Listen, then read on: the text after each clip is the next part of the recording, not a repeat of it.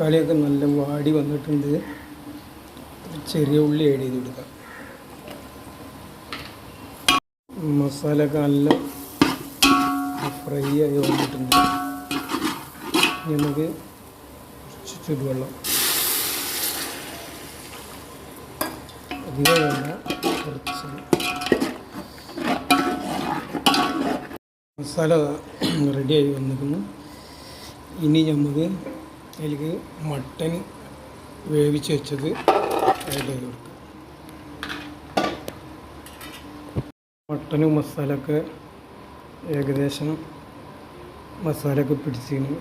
കുറച്ച് തൈര്, അധികം ഞാൻ ചേർക്കുന്നില്ല, തേങ്ങാപ്പാൽ ചേർക്കുന്നുണ്ട്, കുറച്ച് മതി. കൂടെ തേങ്ങാപ്പാൽ.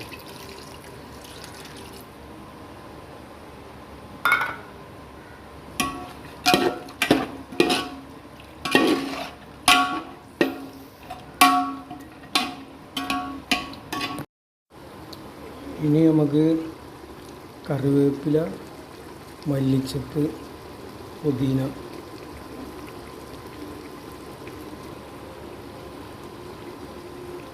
അപ്പോൾ മസാല റെഡി ആയിരിക്കുന്നു.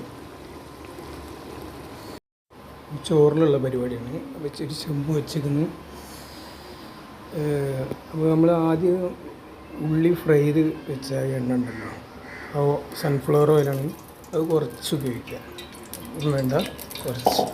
അതിന് ശേഷം ഞാൻ അമൂലിൻ്റെ ഗീയാണ് ഉപയോഗിക്കുന്നത്.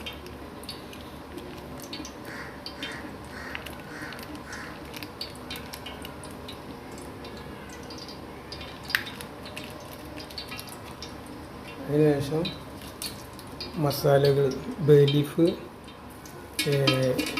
ഏലക്കായ്, മസാലയൊക്കെ റെഡി ആയിട്ടുണ്ട്. 1.5 പാട്ടായിരിക്കും. അതിൻ്റെ ഡബിള് വെള്ളം.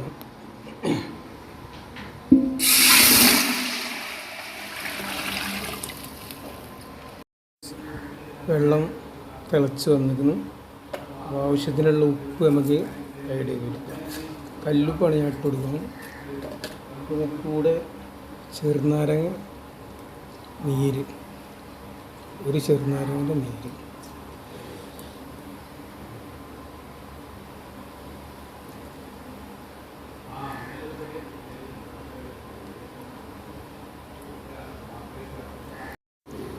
ഇനി നമുക്ക് അരി ഇട്ട് കൊടുക്കാം.